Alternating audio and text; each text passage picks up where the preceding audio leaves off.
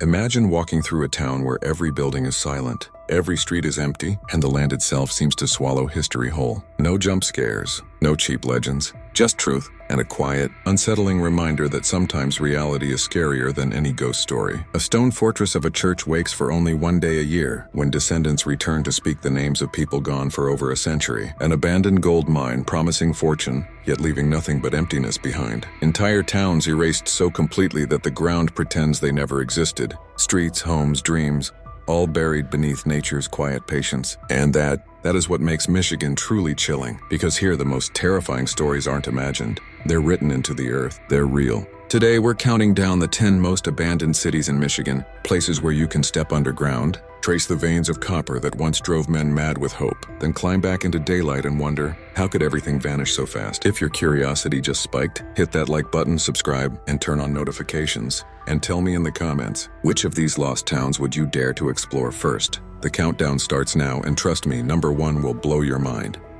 Number 10, Pere Cheney, the town that vanished so completely only the dead remember it.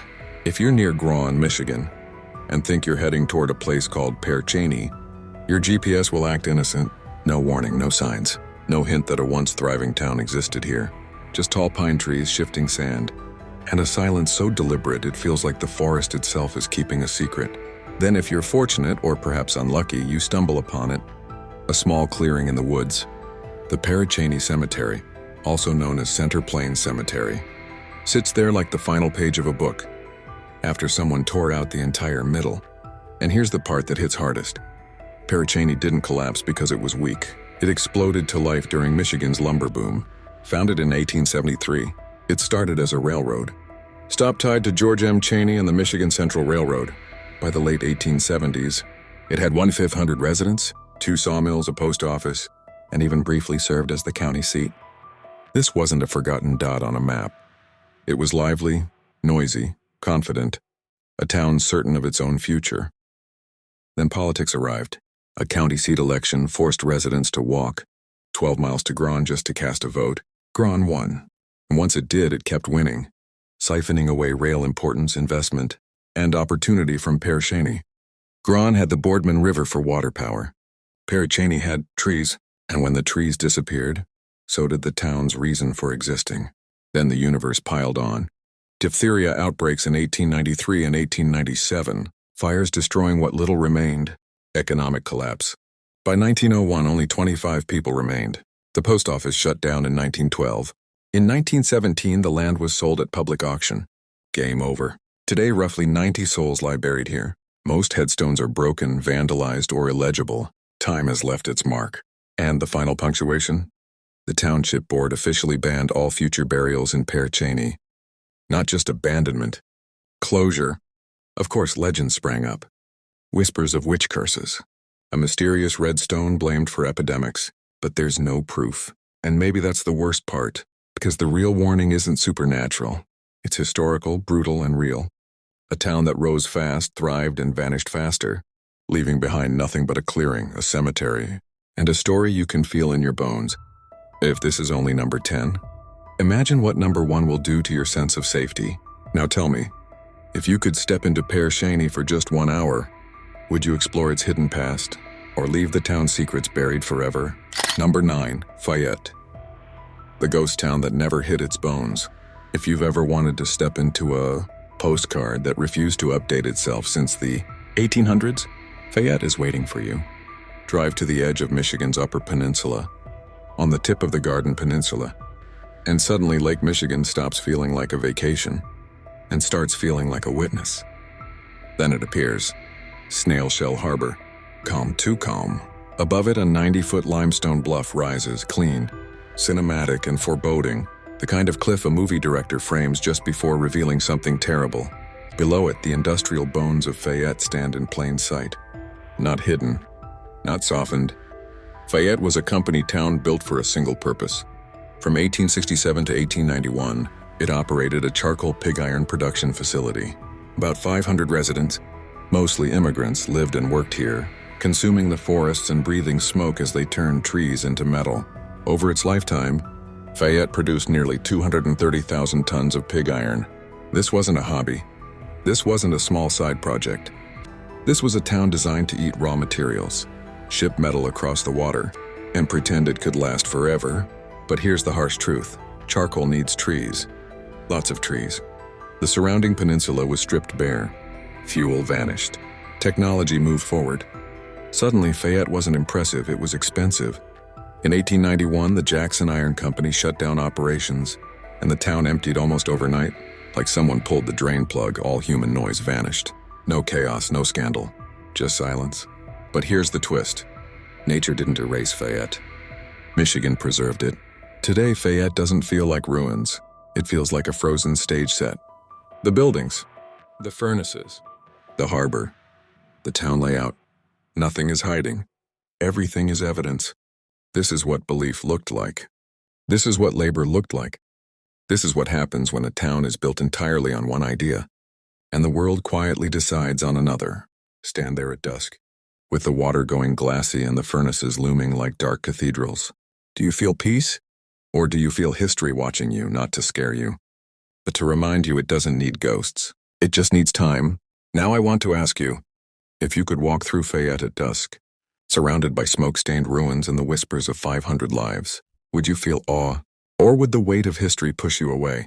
Number 8, Central. The town that wakes up once a year. Drive along US 41 in Keweenaw County, Michigan, and it feels as if the road is deliberately pulling you away from the modern world. Central doesn't shout. It doesn't signal your arrival. It waits. No buzzing traffic. No storefront chatter. Just houses that seem to be holding their breath. And streets that remember the footsteps of a century gone by. The Central Mine opened in 1854. Pulling 52 million pounds of copper from the earth before, shutting down in 1898. At its peak, 2,300 people called this place home. By 1905, only about 100 remained. This wasn't a slow fade, it was a trapdoor. One day a bustling town, the next a ghost of itself. But Central never fully vanished. Many of its homes still stand, preserved like frozen memories. A visitor center quietly explains how families lived, ate, and prayed here. Some houses aren't museum pieces, they're private homes. That changes the way you walk through the town, doesn't it? Every step feels like trespassing into someone else's history. Then comes the day everything flips. The old Methodist Episcopal Church, built in 1868 and shaped by Cornish traditions, remains locked for most of the year. But on the last Sunday of July, descendants return. They've been returning since 1907. One day a year, a silent town speaks again. Voices echo through the streets. Names of the long gone are spoken aloud, and the history of Central lives for a fleeting moment. A town frozen in time awakens, reminding anyone who visits that even the quietest places have stories waiting to be heard. Now I want to ask you, if you could visit Central on that one magical day when the town awakens, would you join the voices of the past, or stay an outsider watching history unfold from a distance? Number 7, Freda, where the smoke stopped breathing. You're hiking through the dense forests of Michigan's Upper Peninsula, the smell of pine and earth filling your senses. Then suddenly the trees step aside. A smokestack rises alone against the backdrop of Lake Superior. Wrong in every way and yet strangely magnetic. A lone sentinel marking the site where a town once breathed smoke and iron. Freda wasn't built for charm or comfort. It was built for heavy industry. Stamp mills pounding stone into dust. Water turned into slurry to process the ore. A relentless mechanical rhythm that made the town feel permanent, as if the pounding would never end. And then came the moment of silence. 7 a.m., November 4th, 1967. The whistle blew. The machine stopped, and they never started again. Every valuable piece of machinery, metal, and wood was stripped away. What remains is bone clean, concrete foundations, wind-whipped ruins, and the silent echo of labor. The beach tells another story, black with stamp sands. The industrial scars of the past now merged with nature's beauty. It's breathtaking and deeply unsettling. Freda even had a second life once, a park where music played, laughter rang out, and families enjoyed the shore. But the fun left before the work did, and that's always the warning sign. The town whispers a lesson.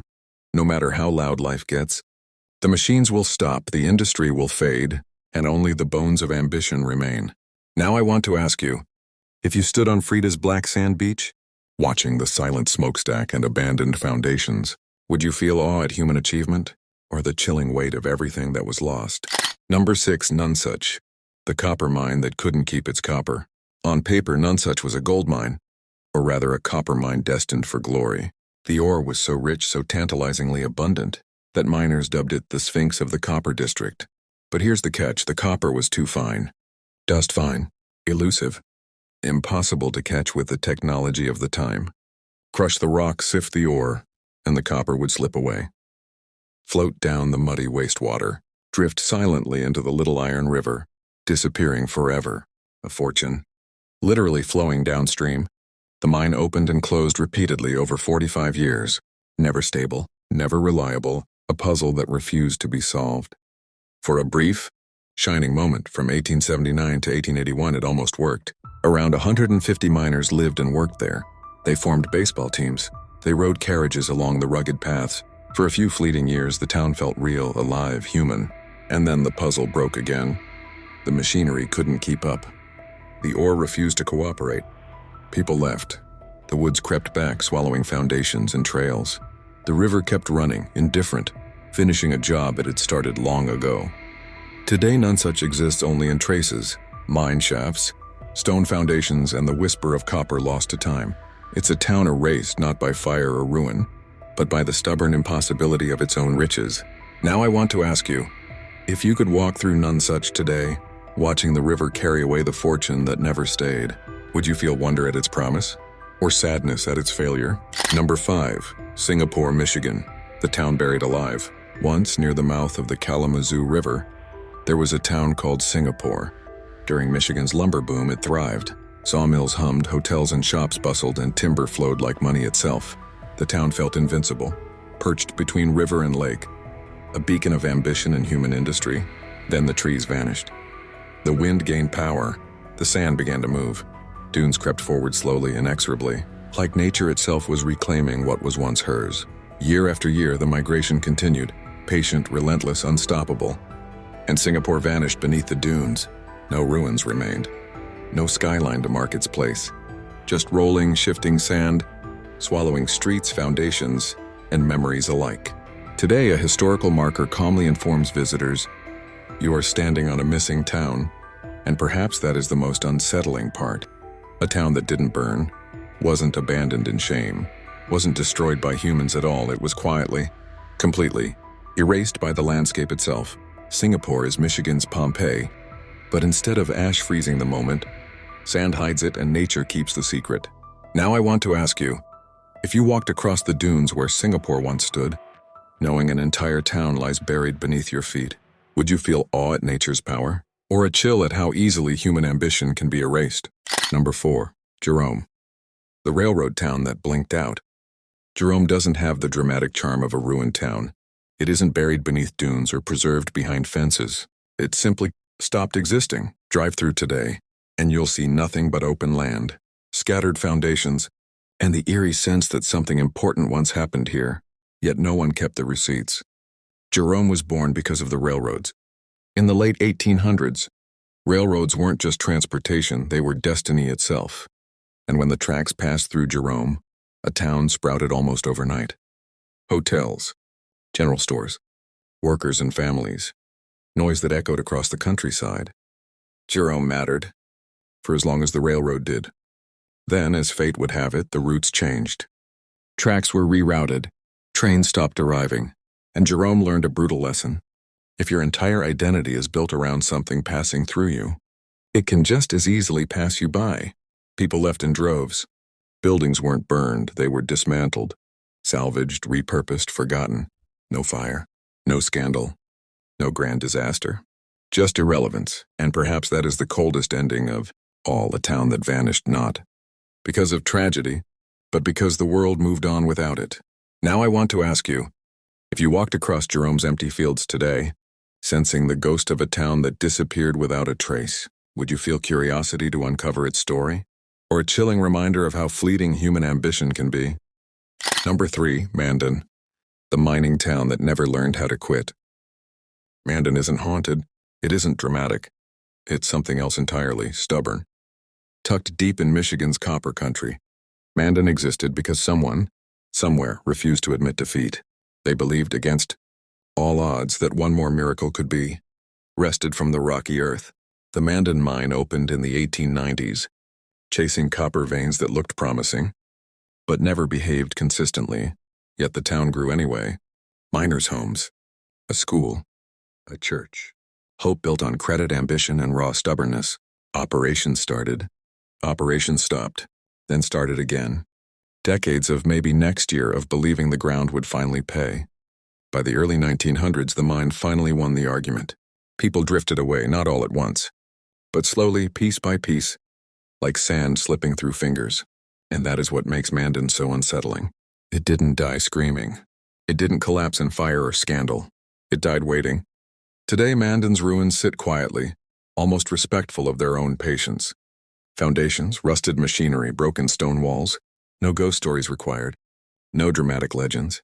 Just the lingering sense of a town that kept believing long after belief had stopped making sense. Now I want to ask you, if you wandered through Mandan today, surrounded by the quiet remnants of hope and stubborn ambition, would you feel inspired by its persistence or haunted by its refusal to let go? Number 2, Victoria, the ghost town that refuses to disappear. Victoria is different. It doesn't feel empty. It doesn't feel like a relic. It feels lived in, even if no one is there to live in it. Built in the 1890s as a company town for the Victoria copper mine, the town was designed with precision and care. Rows of neatly aligned houses, well-planned streets, a sense of order and intention. When the mine shut down in 1921, most towns would have emptied overnight. Victoria didn't. Some families stayed behind. Buildings were maintained. Time didn't stop, it slowed down, creating a liminal space between past and present. For decades, Victoria existed in a strange middle state. Not alive, not dead, a town suspended in memory. Then came preservation efforts. Today, Victoria feels like a walkable memory. Restored homes with weathered charm, quiet, orderly roads, a town that looks ready for people who never arrive. And that's what makes it eerie. It's not collapsing. It's waiting. Every corner, every empty street whispers, the past is still here, and it hasn't moved on.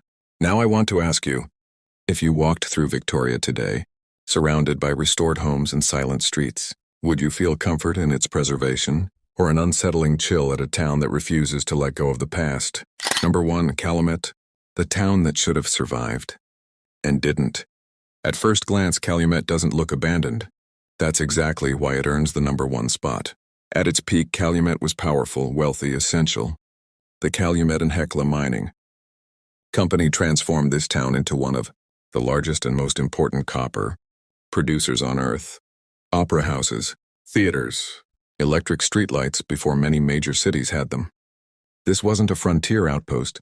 It was a town of the future, a place where ambition and innovation intertwined. And then came December 24, 1913, the Italian Hall disaster. During a Christmas Eve party, someone shouted, "Fire!"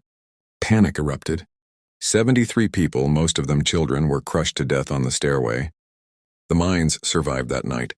The town never truly did. Labor unrest, market shifts, declining copper demand. By the mid-20th century, the industry that built Calumet collapsed completely.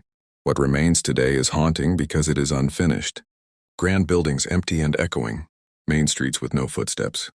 A once bustling town hollowed out but not erased. And that is what makes Calumet the most disturbing of all. It proves something uncomfortable. Even when you do everything right, even when you succeed, history can still decide your fate. Now I want to ask you, if you walked down Calumet's empty streets today, surrounded by grand buildings with no audience, would you feel the weight of ambition lost, or the eerie reminder that even the greatest victories can vanish